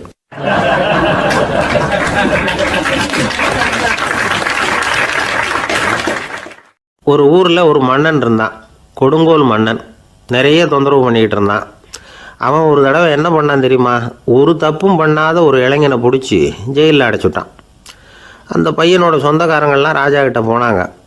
அவன் ஒரு தவறும் பண்ணலை, அவனை விடுதலை பண்ணுங்க அப்படின்னு கெஞ்சி கேட்டுக்கிட்டாங்க. மன்னன் யோசனை பண்ணான். அந்த இளைஞனை கூப்பிட்டுக்கிட்டு வர சொன்னான். அவனை கொண்டாந்து ராஜா முன்னாடி நிறுத்தினாங்க. இதை பாருப்பா, உன்னை நான் விடுதலை பண்ணுவேன், ஆனால் ஒரு கண்டிஷன், அந்த நிபந்தனையை நீ நிறைவேற்றினா உனக்கு விடுதலை அப்படின்னா மன்னன். சரின்னு ஒத்துக்கிட்டான் பையன். மன்னன் கண்டிஷன் என்னங்கிறத சொன்னான். உங்ககிட்ட ஒரு செம்மறி ஆட்டை கொடுக்க போகிறேன், 1 மாதத்துக்கு அதுக்கு தேவையான தீனியையும் கொடுக்க போகிறேன். 1 மாதம் கழித்து அந்த ஆட்டை எடை போட்டு பார்ப்பேன். அந்த ஆட்டின் எடை கொஞ்சம் கூட கூடி இருக்கக்கூடாது. எடை கூடி இருந்தால் உனக்கு விடுதலை கிடையாது. என்ன சொல்கிற அப்படின்னா. பையனுக்கு ஒன்றும் புரியல, பயமாக போட்டுது. குழம்பிக்கிட்டே நின்றுக்கிட்டு இருக்கிறான். சரி, ஒரு நாள் டைம் தரேன், நல்லா யோசனை பண்ணி பார்த்துட்டு நாளைக்கு உன் முடிவை சொல்லு அப்படின்னா மன்னன். பையன் கவலையோடு வெளியில் வந்தான். அங்கே ஒரு பெரியவர் நின்றுக்கிட்டு இருந்தார். அவர்கிட்ட விஷயத்தை சொன்னான். அந்த பெரியவர் இந்த பையனுக்கு காதோட காதாக ஒரு வழியை சொல்லி கொடுத்தார். அதை கேட்டதும் பையன் மறுபடியும் மன்னன் முன்னாடி நின்னா, உங்கள் நிபந்தனையை ஏற்றுக்கிறேன்னு சொன்னான். மன்னன் ஒரு ஆட்டுக்குட்டியையும் அதுக்கு 1 மாதத்துக்கு தேவைப்படுற தீவனத்தையும் கொடுக்கும்படியாக உத்தரவு போட்டான். கொடுத்தாங்க, ஓடிட்டு போயிட்டான். 1 மாதம் தினமும் தவறாமல் அந்த தீவனத்தை ஆட்டுக்குட்டிக்கு போட்டுக்கிட்டு இருக்கிறான். 1 மாதம் கழித்து அந்த ஆட்டை அரண்மனைக்கு ஓட்டிகிட்டு போனான். மன்னன் அதை எடை போட்டு பார்க்குறான், எடை கூடவே இல்லை, அப்படியே தான் இருக்குது. உடனே போட்ட நிபந்தனைப்படி அந்த இளைஞனை விடுதலை பண்ணிவிட்டான். சரி, ஆட்டுக்கு எடை கூடாமல் இருக்கிறதுக்கு அந்த பெரியவர் சொல்லி கொடுத்த யோசனை என்ன அப்படின்னா, அது வேற ஒன்றும் இல்லை. அந்த ஆட்டுக்கு எதிரில் அது கண்ணில் படுற மாதிரி ஒரு ஓநாயை கட்டி போட சொன்னார். அவ்வளவுதான். ஆட்டுக்கு ஓநாய்ங்கிறது பிறவி பகை. ஓநாயை பார்த்தா ஆடு நடுங்க ஆரம்பிச்சிடும், அவ்வளவு பயம். தினமும் அந்த ஆடு பயந்துக்கிட்டே தீனி சாப்பிட்டுது, எடை கூடலை. அதுதான் ரகசியம். இது சின்ன பிள்ளைங்களுக்கான ஒரு கதை. இதிலேருந்து தெரிஞ்சிக்க வேண்டிய உண்மை என்னென்னா, நாமெல்லாம் சாப்பிட்றப்ப மனசும் உடம்பும் அமைதியாக இருக்கணும். அப்போ தான் அது உடம்புல விட்டோம். அவசரத்துலேயும் பயத்துலேயும் சாப்பிட்டா அது சரியாக ஜீரணமாகாது. இன்னொரு ராஜா இருந்தார். அவரும் ஒரு இளைஞனை ஜெயிலில் அடைச்சி விட்டார். விடுதலை பண்ணணும்னா ஒரு கண்டிஷன்னார். என்னன்னு கேட்டான். ஒரு ஆட்டுக்குட்டியை அவன் முன்னாடி கொண்டாந்து நிறுத்துவேன், நீ அதுக்கிட்ட ஒரு கேள்வி கேட்கணும், அதுக்கு சரியான பதிலை சொல்லணும், அப்படி செஞ்சுட்டா உனக்கு விடுதலைன்னார். இளைஞன் யோசனை பண்ணி பார்த்தான். சரின்னு ஒத்துக்கிட்டான். அது பிரகாரமே ஆட்டுக்குட்டியை பதில் சொல்ல வச்சுட்டான். என்ன நடந்தது தெரியுமா? ஆட்டுக்குட்டியை கொண்டாந்து நிறுத்தினாங்க. இவன் மெதுவாக அதுக்கிட்ட போனான். அது காதுகிட்ட போய் ஏப்ரலுக்கு அடுத்த மாதம் என்ன மாதம்னு கேட்டான். அது உடனே மேன்னு கத்திச்சு. இவன் விடுதலை ஆயிட்டான்.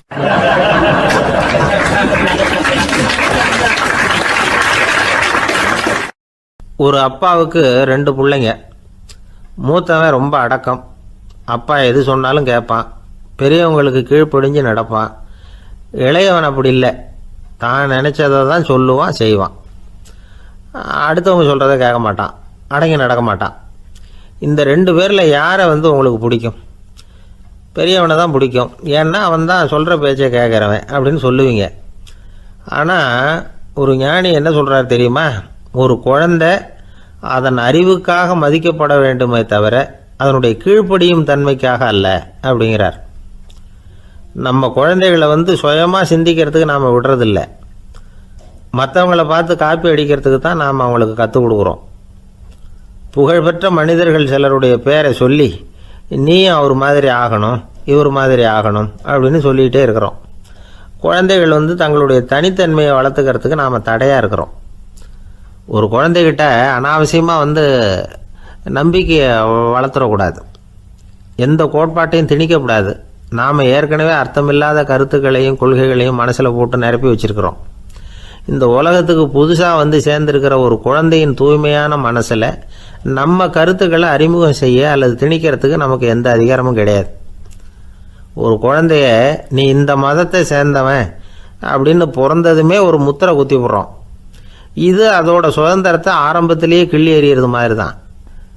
நீங்கள் ஒரு மதத்தின் வழிமுறைகளை கடைப்பிடிச்சிக்கிட்டு வர்றீங்க, அந்த வழியில் போய்கிட்டு இருக்கிறீங்க, சரி, அதனால் போகிறீங்க. அதுக்காக உங்கள் குழந்தையையும் அதே வழியில் தான் வரணும் அப்படின்னு கட்டாயப்படுத்துறதுக்கு உங்களுக்கு என்ன உரிமை இருக்குது? அந்த குழந்தை சுயமாக சிந்தித்து ஒரு முடிவுக்கு வரட்டுமே, அதுக்கு நீங்கள் ஏன் தடையாக இருக்கிறீங்க? நமக்கு உண்மையிலேயே நம்ம குழந்தை மேலே அன்பு இருந்தால் இது மாதிரி திணிப்பு வேலைகளை செய்யக்கூடாது. திணிப்பு வேலைகளிலிருந்து குழந்தைகளை காப்பாற்றினா போதும். அதுதான் ரொம்ப முக்கியம்.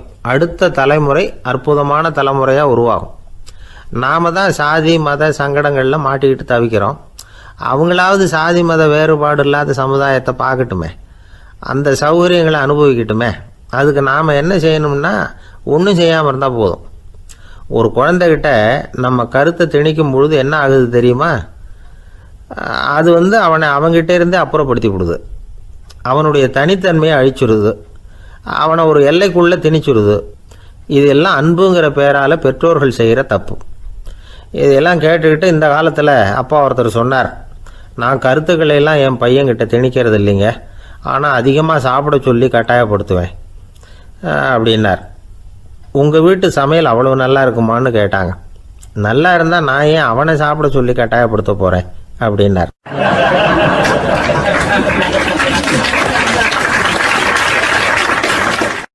உங்கள் பையன் எப்படி சார் இருக்கான் அப்படின்னு விசாரித்தார் ஒருத்தர்.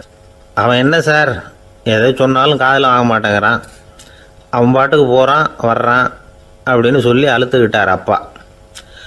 பெரியவங்க சொல்கிறத சின்ன பிள்ளைங்க கேட்கறது இல்லைங்கிறது ஒரு குறை, பெரியவங்க சொல்கிறது சின்ன பிள்ளைங்க காதலையே விழறது இல்லைங்கிறது ஒரு குறை. இது கொஞ்சம் சீரியஸான விஷயம், கவனித்து பார்க்கணும். ஒரு குழந்தைக்கு காது சரியாக கேட்குதா இல்லையா அப்படிங்கிறத நாம் தான் கவனித்து பார்த்து கண்டுபிடிக்கணும். அதுவாக நம்மக்கிட்ட தவழ்ந்து வந்து அப்பா எனக்கு காது கேட்கல, அழைச்சிட்டு போங்க டாக்டர்கிட்ட அப்படின்னுலாம் சொல்லிக்கிட்டு இருக்காது. அது சரி, ஒரு குழந்தைக்கு காது சரிவர கேட்குதா இல்லையா அப்படிங்கிறத முன்கூட்டியே நாம் தெரிஞ்சுக்கிறது எப்படி? அதுக்கு சில வழி இருக்குது. உங்கள் குழந்தைய கொஞ்சம் அப்படி கவனித்து பாருங்கள். அடிக்கடி ஜலதோஷம், காதில் அரிப்பு ஏற்படுதா, மூக்கு வந்து விரிவாகவும் அப்புறம் வந்து டான்சில், அடினாய்டு, சத அழற்சி, இது மாதிரி ஏதாவது இருக்கா, வாயிலிருந்து எச்சில் ஒழுகுதா, குழந்தை வாயினால் சுவாசிக்குதா, பற்கள் வந்து முன்னாடி தள்ளி வளருதா, இதெல்லாம் அதுக்கு அறிகுறி.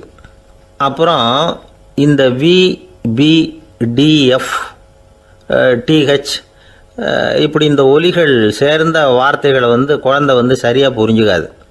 இப்போ உதாரணத்துக்கு பட்டுன்னு சொல்லு குழந்தை அப்படின்னீங்கன்னா அது வந்து கட்டுன்னு சொல்லும். அதாவது பட்டு சவுண்டை அதால் புரிஞ்சிக்க முடியல. அப்புறம் உங்கள் குழந்தை வந்து உங்களை உறக்க பேச சொல்கிறானா, அடிக்கடி கேள்வி கேட்குறானா, சாப்பிட்றப்போ கவனம் இல்லாமல் இருக்கானா, படிப்பில் போதுமான முன்னேற்றம் இல்லையா, வகுப்பில் சரியாக கவனிக்கிறது இல்லையா, இப்படிலாம் இருந்தால் ஆரம்பத்திலேயே டாக்டர்கிட்ட அழைச்சிட்டு போய் சிகிச்சையை வந்து ஆரம்பிச்சுடலாம், குணப்படுத்தி விடலாம். குழந்தைக்கு காது சரியாக கேட்கலன்னா நீங்கள் செய்ய வேண்டியது என்ன தெரியுமா? அவனுக்கு காது கேட்கலேங்கிறதுக்காக அவன் முன்னாடி சத்தம் போட்டு பேசக்கூடாது. மெதுவாக சீராக பேசணும், அவனை பார்த்து பேசணும். உங்கள் உதட்டு அசைவுகள் வந்து அவனுக்கு உதவும், அதை பார்த்தே புரிஞ்சுக்குவான். நீங்கள் வாயில் வெத்தலை பாக்கு போட்டுக்கிட்டோ புகை பிடிச்சிக்கிட்டோ பேசக்கூடாது. அப்படி பேசினா அவனால் அந்த உச்சரிப்பை சரியாக புரிஞ்சிக்க முடியாது. ஒரு வார்த்தையை சொல்கிறீங்க, அவனுக்கு புரியல அப்படின்னா அதே வார்த்தையை மறுபடியும் சொல்லணும். அவனுக்கு நீங்கள் முதல்ல சொன்ன வார்த்தை புரியலேன்னு நினச்சிக்கிட்டு மறுபடியும் திருப்பி சொல்கிறப்போ அதே அர்த்தம் வரக்கூடிய வேறு வார்த்தையை சொல்லக்கூடாது. இப்படிலாம் நடந்துக்கிட்டால் அவனுக்கு வந்து மன திடத்தை ஏற்படுத்த முடியும். இல்லைன்னா அவனுக்கு வந்து தாழ்வு மனப்பான்மை வந்துடும். குழந்தைக்கு காது கோளாறுன்னா ஆரம்பத்திலேயே டாக்டர்கிட்ட அழைச்சிட்டு போனால் போதும், குணப்படுத்தி விடலாம். அப்புறம் பார்த்துக்கலாமே அப்படின்னு அலட்சியமாக இருந்துட்டால் தான் கஷ்டம். சில பேர் கோபத்தில் சின்ன பிள்ளைங்க காதை பிடிச்சி திருகிறது உண்டு. இது ரொம்ப தப்பு. காது கையோடு வந்துட்டால் என்ன பண்ணுறது? ஒரு வேடிக்கை கதை, அது கதை தான், நிஜமாக நடந்ததில்லை, அது மாதிரி நடக்கவும் நடக்காது. ஒரு வேடிக்கைக்காக சொல்லப்படுற கதை. அதாவது ஒரு வீட்டில் அப்பா அம்மாவை பார்த்து சொல்லிகிட்டு இருக்கார், இதை பாரு, நாளைக்கு காலையில் என்னை சீக்கிரம் எழுப்பி விட்ரு, நான் செங்கல்பட்டு வரைக்கும் போயிட்டு வர வேண்டியிருக்கு அப்படின்னாராம். இதை அவங்க பையன் காதில் வாங்கிட்டு இருக்கான். அப்பாவுக்கு சிரமம் வேண்டாமே அப்படின்னு நினச்சி அவனே காலையில் யாருக்கும் தெரியாமல் எழுந்திரிச்சு புறப்பட்டு செங்கல்பட்டுக்கு போட்டான். சாயந்தரமாக திரும்பி வந்தான். அப்பா பையனை காணாமல் அலமோதிக்கிட்டு இருக்கிறார். சாயந்தரமாக பையனை பார்த்ததும் எங்கடா போயிட்டு வந்தேன்னு கேட்டார் கோவமாக. செங்கல்பட்டுக்கு போயிட்டு வந்தேப்பா, நீ வேணா அலைய வேண்டாமேன்னு அப்படின்னா. எதுக்கடா போனேன்னு அதட்டினார். அதான்ப்பா, நீ நேற்று அம்மாக்கிட்ட சொல்லிக்கிட்டு இருந்த, அதை காதில் வாங்கினேன், உனக்காக நான் போயிட்டு வந்தேன் அப்படின்னா. உடனே எந்த காதில் வாங்கினேன் அப்படின்னு சொல்லி காதை பிடிச்சி திருகினார். அந்த காது கையோடு வந்துட்டுது. இது நடந்து கொஞ்ச நாள் கழித்து அந்த அப்பாவும் பையனும் கடத்தெருவில் போய்கிட்டு இருக்கிறாங்க. எதிரில் ஒரு நாய் ஓடி வந்தது. அதுக்கு 2 காதும் இல்லை. என்ன இது, இந்த நாய்க்குட்டிக்கு 2 காதும் இல்லை அப்படின்னார் அப்பா. அதுக்கு பையன் சொல்கிறான், அப்பா அது 2 தடவை செங்கல்பட்டுக்கு போயிட்டு வந்துடுவோம் அப்படின்னானா.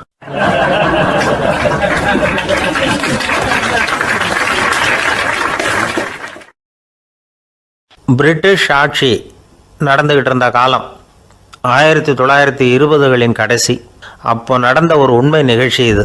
ஒரு கல்யாண மாப்பிள்ளை ரயிலில் இறங்க போகிறார். அவரை வரவேற்க ஒரு ராஜ குடும்பமே காத்துக்கிட்டு இருக்குது. மங்களூர்லேருந்து இறங்குற அந்த மாப்பிள்ளை யார் தெரியுமா? ஒரு நாய். உண்மைதான், அந்த நாய்க்கு தான் கல்யாணம். சுதேசி சமஸ்தானத்து மன்னர்களில் ஒருத்தர் ஜூனாகட் மகாராஜா. அவரோட வளர்ப்பு நாய் ரோஷனாரா. அதுக்கு கல்யாணம் பண்ணி வைக்கணும்னு ஆசைப்பட்டார். மாப்பிள்ளை தேடினார். மங்களூர் மகாராஜாவோட வளர்ப்பு நாய் ஒன்று இருந்தது, பேர் பாபி. இது 2க்கும் கல்யாணம் நடத்த முடிவு பண்ணார். திருமணத்துக்கு வேண்டிய எல்லா ஏற்பாடுகளையும் பண்ணுங்க அப்படின்னு உத்தரவு போட்டார். ஆயிரக்கணக்கான அழைப்புதழ்கள், பல சமஸ்தான மன்னர்கள், ஜமீன்தார்கள், பிரிட்டிஷ் அதிகாரிகள், பெரிய பணக்காரங்க, இப்படி நிறைய பேருக்கு அழைப்புதழ்கள் அனுப்பி வச்சாங்க. பத்திரிகையை பார்த்தவங்கெல்லாம் திகைச்சு போயிட்டாங்களாம். இருந்தாலும் என்ன பண்ணுறது, ராஜாவே அழைக்கிறார், போகாமல் இருக்க முடியுமா? அந்த சமயத்தில் நாட்டின் கவர்னர் ஜெனரலாக இருந்தவர் இர்வின் பிரபு, அவருக்கும் ஒரு பத்திரிக்கை போயிருக்குது. வாங்கி பார்த்ததும் அவருக்கு பயங்கர எரிச்சல். உடனே குப்பை தொட்டியில் போட்டுவிட்டாராம். மாட்சிமை தங்கிய பிரிட்டன் சக்கரவர்த்தியின் பிரதிநிதியான தன்னை கேவலம் ஒரு நாயின் திருமணத்துக்காக அழைக்கிறதா அப்படின்னு அவருக்கு ஆத்திரம். இருந்தாலும் கல்யாணம் பிரமாதமாக நடந்துதான். கல்யாணத்தன்னைக்கு பொண்ணுக்கு ஸ்பெஷல் குளியல், தண்ணீருக்கு பதிலாக வாசனை திரவியங்கள், பன்னீர், குளித்ததுக்கு அப்புறம் அலங்காரம், வைர மாலை, முத்து மாலை, ஏகப்பட்ட அலங்காரம். மாப்பிள்ளையை அழைக்கிறதுக்கு ரயில்வே ஸ்டேஷனில் ராஜ குடும்பமே காத்துக்கிட்டு இருக்குது. அவங்களோட வளர்ப்பு நாய்கள் 250. அத்தனை நாய்களுக்கும் பட்டு துணி போத்தி இருக்குது. முத்து வடங்கள் அணிவிச்சிருக்கிறாங்க. எல்லாம் ராஜ நாய்கள். அதுகளையும் வீதியில் நடக்க விடலையாம். அதுகளை சுமந்துக்கிட்டு போக அலங்கரிக்கப்பட்ட யானைகள் காத்துக்கிட்டு இருக்குதான். மாப்பிள்ளைக்கு வரவேற்பு எப்படி தெரியுமா? அது நடந்து வர்ற பாதை பூரா ரத்தன கம்பளம் விரிச்சிருக்குது. 2 பக்கமும் ராஜாங்க அதிகாரிகள் கைகட்டி நிற்கிறாங்க. அரசு படை வீரர்கள் அணிவகுப்பு மரியாதை செலுத்துகிறாங்க. அந்த நாய் ராஜ மரியாதையோடு நடந்து வருது. நகையெல்லாம் போட்டுக்கிட்டு வருது. திருமண மண்டபத்துக்கு சேருது. அங்கே கல்யாணம் அமோகமாக நடக்குது. இந்த திருமணத்தை முன்னிட்டு அந்த ஜூனாகட் சமஸ்தானத்துக்கு 3 நாள் விடுமுறை வேறு. கல்யாணத்துக்கு வந்திருந்தவங்களுக்கெல்லாம் ஏக தடபுடலாக விருந்து, நாட்டியம் எல்லாம் பிரமாதமாக நடந்து தான். இந்த கல்யாணத்தில் கலந்துக்க வந்திருந்த மற்ற சமஸ்தானத்து மன்னர்கள், தீவான்கள், அரச குடும்பத்தினர், இப்படி அவங்க 700 பேராம். அவங்க போகிறதுக்காக விசேஷ ரயில்கள்லாம் வேறு விட்டுருக்காங்க. கல்யாணம் முடிஞ்சதும் அந்த நாய் தம்பதிகளோட பெரிய பெரிய மன்னர்கள்லாம் ஒன்றா உட்காந்து சாப்பிட்டாங்களாம். ஏர் கண்டிஷன் அறையில் அந்த தம்பதிகள் கொஞ்ச காலம் வாழ்ந்துருக்குறாங்க. கொஞ்ச நாளில் மாப்பிள்ளைக்கு மரியாதை குறைய ஆரம்பிச்சுட்டுது. வெளியில் துரத்தி விட்டாங்களாம். அந்த பெண் நாய் மட்டும் ராஜ போகங்களை அனுபவித்து வந்து தான். இந்த கல்யாணத்தை பார்த்துட்டு தொடர்ந்து மற்ற சமஸ்தானத்து மன்னர்களும் நாய் திருமணங்கள் நடத்த ஆரம்பிச்சுட்டாங்களாம். இது உண்மையில் நடந்திருக்குது. இப்படி அது இருக்கட்டும். இப்போ நம்ம கதைக்கு வருவோம். ஒரு ராஜாவுக்கு ரொம்ப நாள் கழித்து ஒரு குழந்தை பிறந்து தான். அரண்மனை ஜோசியரை கூப்பிட்ருக்கார் ராஜா. ஜோசியரே, என் மகன் வருங்காலத்தில் சிறந்த வாழ் வீரனாக வரணும்னு ஆசைப்படுறேன், வருவானாங்கிறத கொஞ்சம் பார்த்து சொல்லுங்களேன் அப்படின்னாராம். ஜோசியர் சொன்னார், மன்னா, உங்கள் புள்ள வாழ் வீரனாக வர்றது கஷ்டம். ஆனால் அவரும் உங்களை மாதிரியே நாய்க்குட்டிகள் பேரில் பிரியமாக இருப்பார், அதுகளுக்கு கல்யாணமும் பண்ணி வைப்பார் அப்படின்னாராம். அது எப்படி கண்டுபிடிச்சிங்க அப்படின்னு கேட்டிருக்கார் ராஜா. அரசே, உங்கள் பிள்ளைக்கு வாழ் மேலே உள்ள பிரியத்தை காட்டிலும் நாய் மேலே உள்ள பிரியம் அதிகங்கிறதுக்கான அறிகுறி இப்போவே தெரியுது. நல்லா கவனித்து பாருங்கள். அவர் வாழ்னு கத்துறாரு அப்படின்னாரு. கவனித்து பார்த்துட்டு அப்படி எனக்கு காதில் விழலையே அப்படின்னாராம் மன்னர். அதனால தான் சொன்னேன், அவர் கத்துறது வாழ்னு கத்தலை, வள்ளுன்னு கத்திக்கிட்டு இருக்கார், அதனால தான் அப்படி சொன்னேன் அப்படின்னாராம் அரண்மனை ஜோசியர்.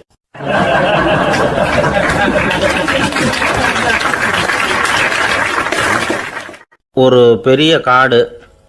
அந்த காட்டுக்கு மத்தியில் ஒரு ஆசிரமம். அங்கே ஒரு முனிவர் இருந்தார். பல இடங்கள்லேருந்து வர்ற குழந்தைகளுக்கு அவர் வந்து பாடம் சொல்லி கொடுத்துக்கிட்டு இருக்கிறார்.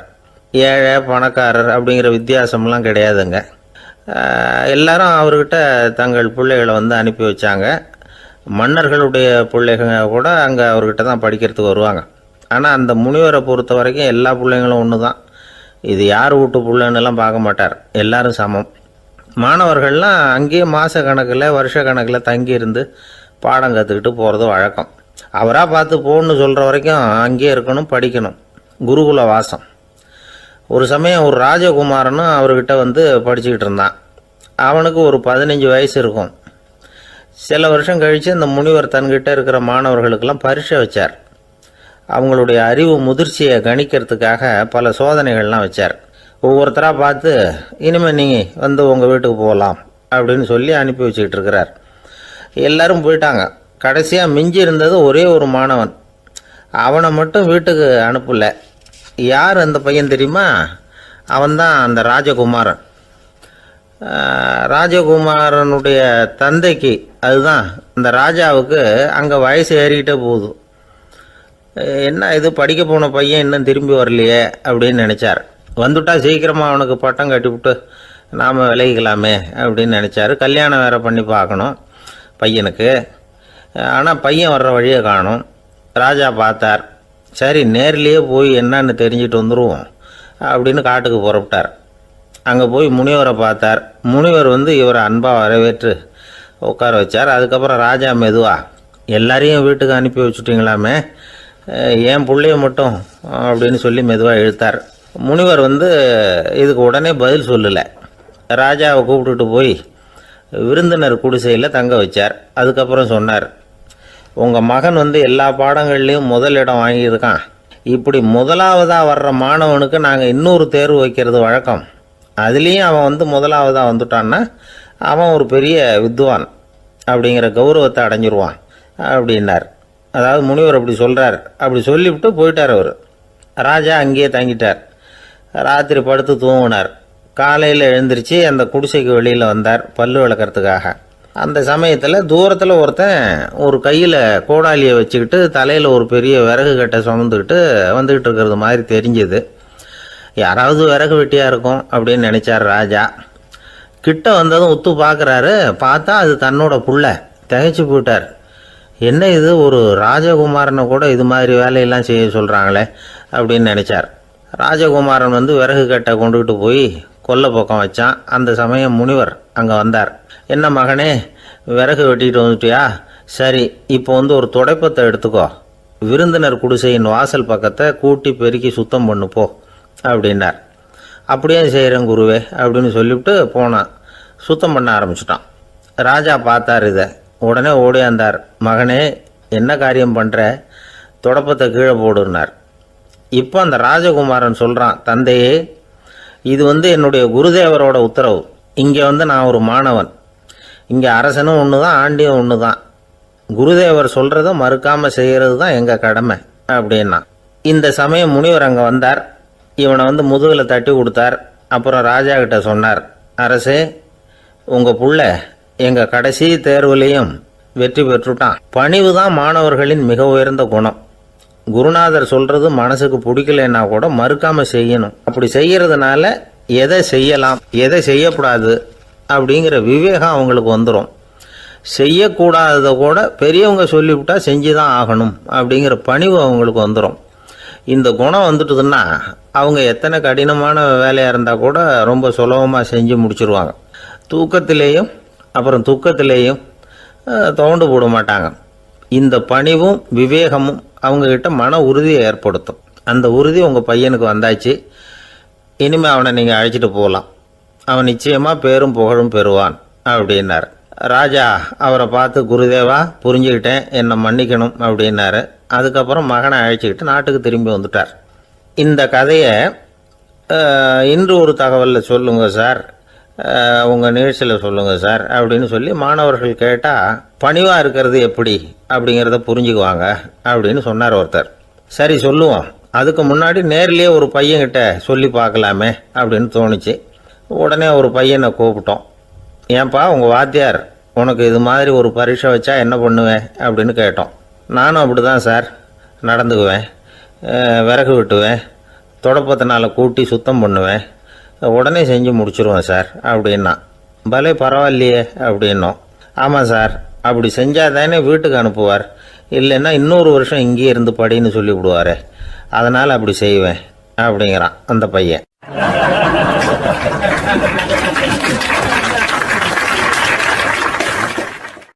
ஒரே ஒரு ஊர். அந்த ஊருக்கு பேர் கொடையாளிப்பட்டி. அந்த பேருக்கு தகுந்த மாதிரி தான் அந்த ஊர் மக்களும். யார் வந்து என்ன கேட்டாலும் இல்லைன்னு சொல்லாமல் கொடுப்பாங்க. கொடையாளிகள் நிறைந்த ஊர். இனாமா மட்டும் இல்லை, கடனாகவும் பணம் கொடுப்பாங்க. யாருக்காவது அவசரமாக பணம் தேவைப்பட்டதுன்னு வச்சுக்கோங்க, அந்த ஊருக்கு போய் வாங்கிக்கலாம். பத்திரம் தேவையில்லை, சாட்சி தேவையில்லை, ஜாமீன் தேவையில்லை, எந்த உத்தரவாதமும் கேட்காம பணம் கொடுத்துருவாங்க. நம்மளால் ஒருத்தனுக்கு பணம் தேவைப்பட்டது. சொந்த பந்தமெல்லாம் கேட்டு பார்த்தா யாரும் கொடுக்குற வழியாக தெரியல. எல்லாரும் அவங்கவுங்க சௌரியத்தை பார்க்குறவங்க, அடுத்தவங்க சௌரியத்தை பற்றி கவலைப்படாதவங்க. இவன் எல்லாரையும் கேட்டு பார்த்துட்டு சோர்ந்து போய் உக்காந்துட்டான். அந்த நேரம் தான் கொடையாளிப்பட்டியை பற்றி கேள்விப்பட்டான். அப்படி ஒரு ஊர் இருக்கிறது தெரிஞ்சதும் அந்த ஊருக்கு வழி கேட்டுக்கிட்டு ஒரு நாள் புறப்பட்டு போனான். வயல்காட்டு வழியாக போக வேண்டியிருந்தது. மெதுவாக நடந்து ஊர் எல்லைக்கு வந்துட்டான். ரெண்டு பக்கமும் விவசாய வேலைகள் மும்முரமாக நடந்துக்கிட்டு இருக்குது. ஏர் உழுதுகிட்டு இருக்கிறாங்க. அப்போ அங்கே ஒரு ஆளை பாம்பு கடிச்சுட்டுது. பக்கத்தில் வேலை செஞ்சுக்கிட்டு இருந்தவங்க ஓடி வந்தாங்க. அவசரமாக செய்ய வேண்டிய முதல் உதவியெல்லாம் செஞ்சு பார்த்தாங்க. பலன் இல்லை. அந்த ஆள் செத்து போட்டான். அவன் செத்து விட்டான்னு தெரிஞ்சதும் அவனை தூக்கி வரப்பு மேலே போட்டுட்டு எல்லாரும் அவங்கவுங்க வேலையை கவனிக்க ஆரம்பிச்சிட்டாங்க. அங்கே ஒரு ஆள் இவனை பார்த்து சொன்னான், ஐயா, நீங்கள் போகிற வழியில் இவன் சொந்தக்காரன் இவனுக்கு சோறு கொண்டுகிட்டு வருவான், இவன் இங்கே செத்துட்டான்னு அவங்ககிட்ட சொல்லிவிடுங்க அப்படின்னா. இவனுக்கு ரொம்ப ஆச்சரியம். என்னடா இது, பாம்பு கடிச்சுட்டுதுன்னதும் பதறி அடிச்சுக்கிட்டு ஓடி வந்தாங்க, செத்துட்டான்னதும் பேசாமல் தூக்கி போட்டுட்டு போயிட்டாங்க அப்படின்னு நினச்சிக்கிட்டே நடந்து போகிறான். எதிரில் சோறு கொண்டுக்கிட்டு ஒரு ஆள் வந்தான். இவன் விவரத்தை சொன்னான். அங்கே உங்கள் சொந்தக்காரன் பாம்பு கடிச்சு செத்து போட்டான் அப்படின்னா. அவன் கொஞ்ச நேரம் அமைதியாக நின்னான். அதுக்கப்புறமா அங்கேயே வரப்பில் உட்காந்து கொண்டுகிட்டு வந்த சோத்தை தானே சாப்பிட்டு முடித்தான். பேசாமல் எழுந்திரிச்சு திரும்பி போயிட்டான். கொஞ்சம் கூட பதறல, அழலை. இப்படியும் ஒரு ஊரா அப்படின்னு நினச்சி ஆச்சரியப்பட்டுக்கிட்டே இவன் ஊருக்குள்ளே போனான். ஒரு பெரிய மனுஷனை பார்த்து பணம் கேட்டான். அவரும் இவனோட பேரையும் ஊரையும் மட்டும் விசாரிச்சுக்கிட்டு தேவையான பணத்தை கொடுத்துட்டார். பணத்தை வாங்கிட்ட பிறகு தன்னுடைய மனசை அரிச்சிக்கிட்டு இருந்த அந்த விஷயத்தை பற்றி கேட்டான். ஐயா, வழியில் ஒருத்தன் செத்துட்டான், அவனை அப்படியே தூக்கி வரப்பில் போட்டுட்டு எல்லாரும் வயல்வெளி வேலைகளை பார்த்துக்கிட்டு இருக்கிறாங்களே அப்படின்னா. இதுக்கு அந்த பெரியவர் சொன்னார், ஆமாம், அப்படி தான் செய்வோம், வேலை முடிஞ்சு வீட்டுக்கு திரும்புகிறப்போ அவனை தூக்கிட்டு வந்து அடக்கம் பண்ணிடுவோம் அப்படின்னார். ரொம்ப ஆச்சரியமாக இருக்கே அப்படின்னா. ஏன் உங்கள் ஊரில் யாராவது செத்துட்டா என்ன பண்ணுவீங்க அப்படின்னு கேட்டார். என்ன இப்படி கேட்குறீங்க, எங்கள் ஊரில் எல்லாம் பணத்தை தூக்க விட மாட்டாங்க, ஒப்பாரி வைப்பாங்க, கட்டி புரண்டு அழுது புலம்பி தீர்த்துருவாங்க அப்படின்னா. இவன் பெரியவர் பார்த்தார். அவங்ககிட்ட கொடுத்த பணத்தை லபக்குன்னு பறிச்சுக்கிட்டார். திருப்பி வாங்கிட்டார். இவன் பதறி போய் நிற்கிறான். அவர் சொன்னார், பணத்தையே விட மாட்டேன்னு கட்டுப்பிடிச்சி அழுதா நான் கொடுத்த பணத்தை மட்டும் எப்படி திருப்பி கொடுக்க போகிறேன், போயிட்டு வா அப்படின்னு விரட்டி விட்டாரான். இந்த கதையை நண்பர் ஒருத்தர் சொன்னார். கதை வேடிக்கையாக தெரிஞ்சால் கூட இதில் கருத்து உண்டு. பணம் பிணம் இது ரெண்டையுமே விடுறதுக்கு அவ்வளவு சுலபமாக மனம் வர்றதில்லை. இந்த ரெண்டு விஷயங்கள்லேயும் அறிவார்ந்த செயல்பாடு தேவை. ஒரு பேருந்து மரத்தில் மோதி விட்டுது. எல்லாரும் அடிபட்டு முனைகிட்டு கிடக்கிறாங்க. டிரைவர், கண்டக்டர் இவங்களுக்கும் அடி. அவங்களும் ஒரு பக்கம் கிடக்கிறாங்க. ஒரு மூலையில் கிடக்கிற ஒருத்தன் மெதுவாக முக்கி முனகி கண்டக்டர்னு சத்தம் போடுறான். கண்டக்டர் மெதுவாக நகர்ந்து அவங்ககிட்ட போய் என்னன்னு விசாரிக்கிறார். அவன் ரொம்ப சிரமப்பட்டு வாயை திறந்து ஒரு 15 காசு சில்லற பாக்கி அப்படின்னானா.